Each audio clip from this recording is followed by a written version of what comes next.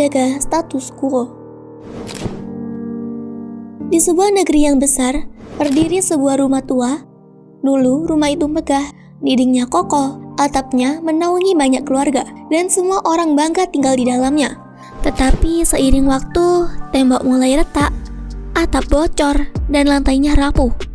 Semua orang tahu ada masalah. Air hujan yang merembes membasahi lantai, suara kayu berderit tiap kali diinjak, dan angin masuk lewat celah tembok yang retak. Namun, di tengah keadaan itu, muncullah kelompok yang disebut penjaga status quo. Mereka sadar rumah itu rusak, tapi berkata, biarkan saja, jangan diperbaiki. Kalau direnovasi, malah berantakan. Lebih aman seperti ini.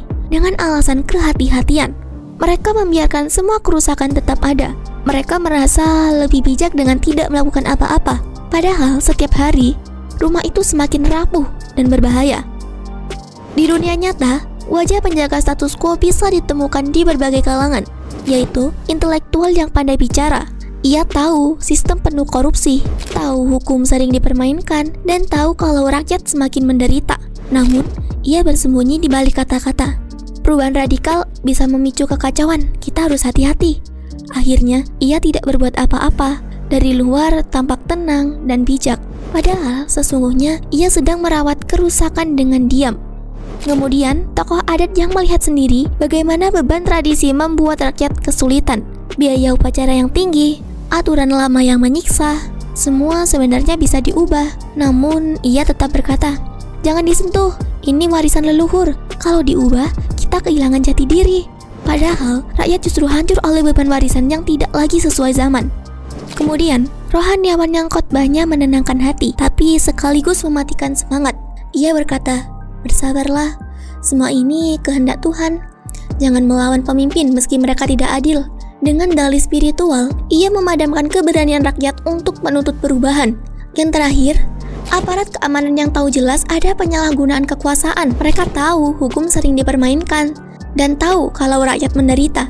Tapi, demi stabilitas, mereka berkata, jangan guncang sistem, lebih baik perbaikan kecil saja. Padahal, luka besar tidak akan pernah sembuh dengan plester kecil. Mereka semua sama, yaitu menyadari ada kerusakan, tapi lebih memilih kenyamanan daripada perubahan.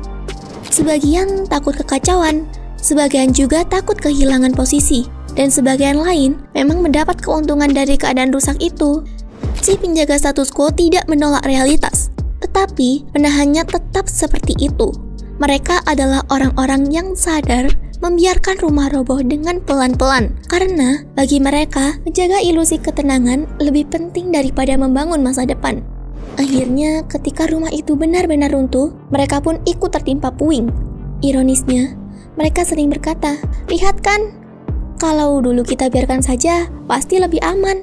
Padahal, justru karena mereka membiarkan, keruntuhan itu terjadi.